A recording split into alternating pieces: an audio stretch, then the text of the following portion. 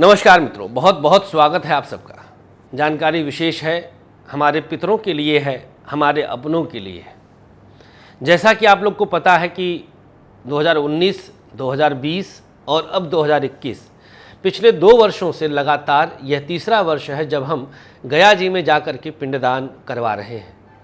न केवल अपने पितरों के लिए बल्कि उन समस्त पितरों के लिए जिनके संतान, जिनके वंशज, जिनके वंश जानकारी के अभाव में अब तक पिंडदान नहीं किए, अपने पितरों को मोक्ष नहीं दिला पाए। लिहाजा उनके कुंडली में, उनके बच्चों की कुंडली में पीढ़ी दर पीढ़ी पितृ श्राप, पितृ ऋण चलता चला आ रहा है। एक मौका है 16 दिन 365 दिनों में, जब हमारे पितर पृथ्वी लोक की तरफ बड़ी ललचाई दृष्टि से देखते हैं। सोचते हैं कि जिनको उन्होंने पैदा करके और तिल तिल करके पाल के इस योग्य बनाया है, उनसे हमको क्या प्राप्त होगा, वो हमें किस तरह से तृप्त करेंगे। हमारा तो न जाने किस जन्म का पुण्य है कि अपने पितरों को भी और अपने साथ पिछले 2 वर्ष से सैकड़ों और पितरों को तारने का अवसर मिल रहा है। शायद इस हाथ से कुछ बहुत बड़ा प्रकृति ने सोचा हो कि ज़्यादा सा आशीर्वाद दिलवाकर कुछ बहुत बड़ा करवाना है।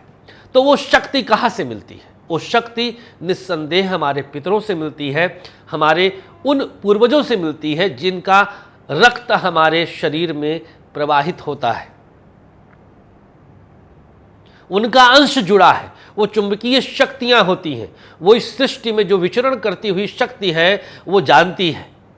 अगर हमारे शरीर से 100-200 लोगों के पितरों का तर्पण होता है, उनका मार्जन होता है, उनका मुक्ति होता है, उनका पिंडदान होता है, तो मैं अपने आप को भाग्यशाली मानता हूँ।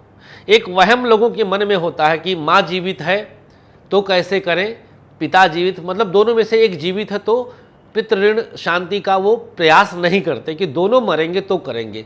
ये महामूर्खता है, ये महामूर्खता है। यह लोकाचार में रैंडमली आ गया, बाय डिफ़ॉल्ट आ गया। क्या होता था कि पहले का समय जो था ना, वो इतना सहज नहीं था, इतना आसान नहीं था, इतना साधन सुलभ नहीं था। बड़ा कठिन हुआ करता था उस दौरान यात्रा करना। पैदल, बैलगाड़ी, घोड़ा गाड़ी, खच्चर गाड़ी, इस तरह की संभावनाएं, सड़कें नहीं होती थी।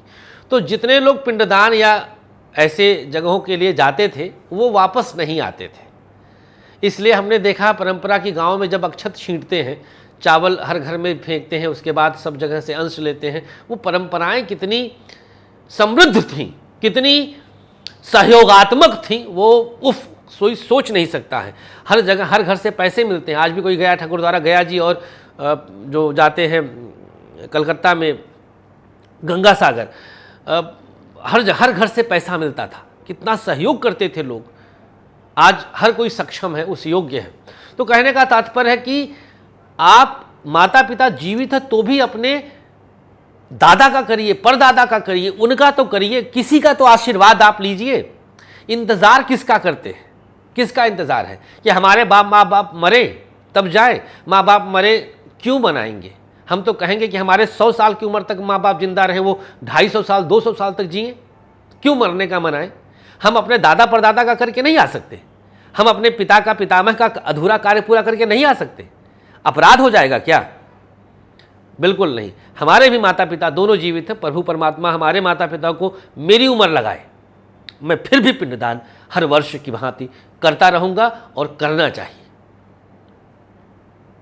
मॉल में जा करके 10,000 का कपड़ा खरीद करके, 2.5 लाख की घड़ी पहन करके, 1.5 लाख का मोबाइल लेकर के हम सोचते हैं कि हम सब कुछ कर लिए, लेकिन निरापद है ये महागरीबी है।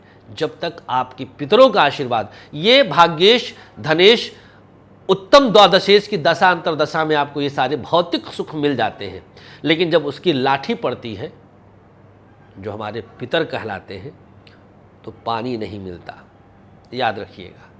तो अवसर आपके पास बहुत बड़ा है। ये हमारा एक अंतिम आग्रह है आज जो हमें कार्यक्रम लेकर के आए हैं अपने पितरों के लिए, हमारे पितरों के लिए ये बहुत बड़ा मौका है। 15 सितंबर इसकी लास्ट डेट है। अब इसके बाद रजिस्ट्रेशन की क्रिया हम बंद कर देंगे। रीज़न क्या है कि वहाँ पर कमरे उपलब्ध नहीं हो पाएंगे क्योंकि लाखों आते हैं, लेकिन उन लाखों में आपका नाम है कि नहीं ये आपका प्रारब्ध, आपका भाग्य बताएगा। तीनों शक्तियों की आवश्यकता होती है ऐसे दिव्य अनुष्ठान में हिस्सा लेने के लिए। पहली शक्ति शारीरिक, आपका शरीर सक्षम होगा तो आप सक्षम हैं, आ सकते हैं सशरीर। दूसरी शक्ति मानसिक शक्ति, आपके मन में आएगा तभी तो आएंगे। शरीर साथ दे रहा लेकिन मन में ही नहीं आ रहा है तो कैसे जाएंगे।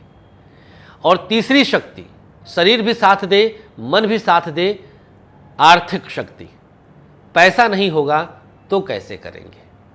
ये तीनों शक्तियां जब जुड़ती हैं तब हम किसी विशेष अनुष्ठान का आयोजन कर पाते हैं, हिस्सा बन पाते हैं।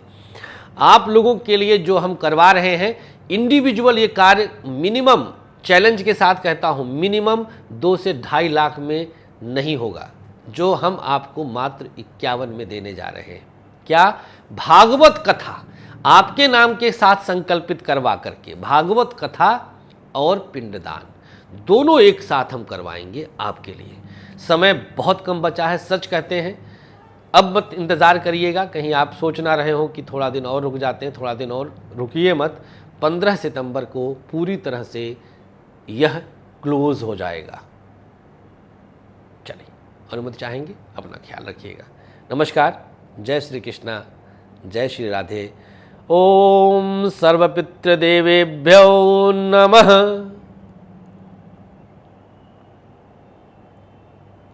नमस्कार।